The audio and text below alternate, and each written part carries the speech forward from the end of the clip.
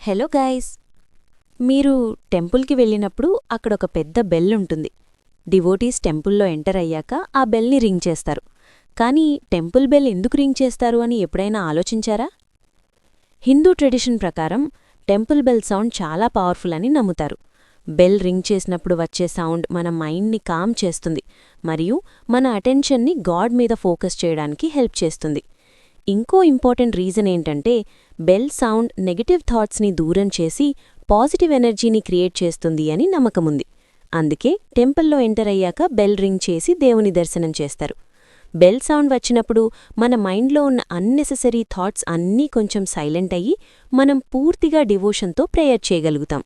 కాబట్టి temple bell ring చేయడం ఒక సింపుల్ హ్యాబిట్ కాదు, అది మన మైండ్ని ప్యూర్గా చేసి డివోషన్ని ఇంక్రీజ్ చేయడానికి ఒక స్పిరిచువల్ ప్రాక్టీస్. ఫుల్ వీడియో కావాలంటే 100 లైక్స్ కంప్లీట్ అయ్యాక మన ఛానల్లో పోస్ట్ చేస్తాను. లైక్ చేసి సబ్స్క్రైబ్ చేయండి ఫ్రెండ్స్.